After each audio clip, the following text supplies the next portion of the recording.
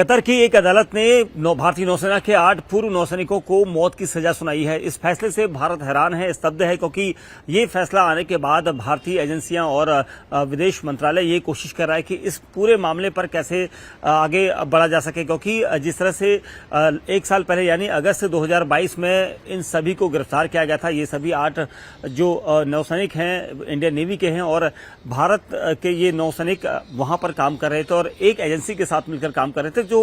Qatar की सशस्त्र बलों को कंसल्टेंसी उपलब्ध कराती है। उसके साथ काम करने के साथ ही इतने लंबे समय से उन्होंने अपना अनुभव वहां पर दिया था। ये कहा जा रहा है कि इस फैसले के बाद भारत हैरान है, क्योंकि अब किस तरह से इस पूरे मामले में दखल दिया जा सके या फिर इनकी सजा को कैसे कम किया जा सके, इस पूरे मामले पर विचार किया जा रहा है भारत के द्वारा। और साथ ही ये कहा जा रहा है कि जो सजा दी जा रही है उस पर जो आरोप लगे हैं उनका स्पष्ट खुलासा नहीं किया गया है, उन्हें सार्वजनिक नहीं किया गया है। वहीं जो जिन पर दोष लगाया गया है, जो दोषी बनाए गए हैं, जितने भी 8 पूर्व नौसैनिक हैं, इन पर जो दोष है और उन दोष को नहीं बताया गया है, उन आरोपों का खुलासा उनके परिवार के सामने भी नहीं किया गया है कि किस तरह के आरोप लगे हैं। हालांकि सूत्र ये बता रहे हैं कि इस पूरे मामले में उन पर जासूसी का आरोप है कि उन्होंने जासूसी की है, जिसके बाद कतर की जो अदालत है उसने इस पूरे मामले पर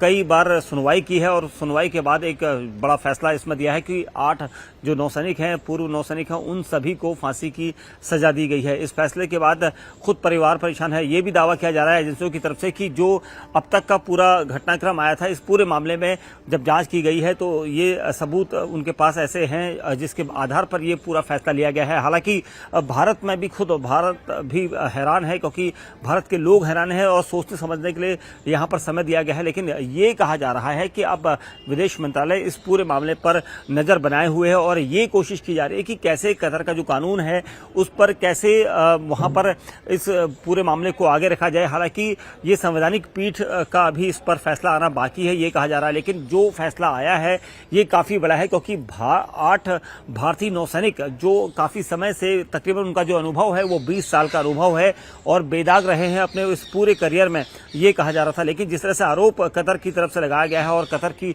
अदालत में जिस तरह के सबूत पेश किए गए थे, उन सबूतों के आधार पर इस फैसले को दिया गया है, जिसके बाद अब भारत ये कोशिश कर रहा है कि कतर के इस कानून के मुताबिक और उसके साथ चलते हुए किस तरह से इनकी सजा पर आगे की कार्रवाई की जा सके, बहस की जा सके, या फिर इस पूरे मामले पर सरकार से अनुरोध किया जा सके कि क्या उनकी सजा कम होगी या उनके इस फांसी के फैसले को खत्म किया जा सकेगा। और इसको लेकर यहाँ पर ये कोशिश कतर के प्रशासन, कतर की जो